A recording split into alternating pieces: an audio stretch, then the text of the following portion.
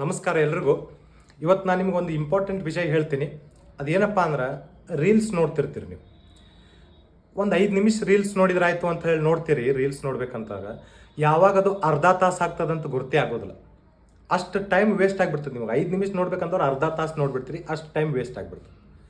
ಆಮೇಲೆ ರೀಲ್ಸ್ ನೋಡಬೇಕು, ಏನೋ ಒಂದು ಕೆಲಸ ಮಾಡಬೇಕು ಅಂತ ನಿಮ್ಮ ತಲೆಯಲ್ಲಿ ಇರ್ತದೆ. ಆದರೆ ಒಂದು 5 ನಿಮಿಷ ರೀಲ್ಸ್ ನೋಡಿ ಮಾಡೋಣ ಅಂದ್ಕೊಂಡಿರ್ತೀರಿ, ಆದ್ರೆ ಆ ಕೆಲಸನೇ ಮರೆಸಿಬಿಡ್ತದೆ. ಅದು ನಿಮ್ದು ಆ ರೀಲ್ಸ್ ನೋಡೋದು, ಆ ರೀಲ್ಸ್ಗಳ್ದು ಅದು ಇದನ್ನೇ ಹಾಗೆ ಅದು ರೀಲ್ಸ್ ನೋಡ್ತಿರ್ತೀರಿ. ಅದು ನೋಡ್ತಾ ನಿಮ್ಗೆ ಸಣ್ಣಾಗಿ ನಿಮ್ಮ ಮೆದುಳು ಏನದಲ್ಲ ಮಬ್ಬಾಗ್ತದೆ. ಅದಕ್ಕೆ ಮೈಂಡ್ ಒಂದು ನಮೂನಿ ಸ್ಟ್ರಕ್ ಆದಂಗೆ ಆಗ್ತದೆ. ಸೊ ರೀಲ್ಸ್ ದಯವಿಟ್ಟು ನೋಡಬೇಡ್ರಿ.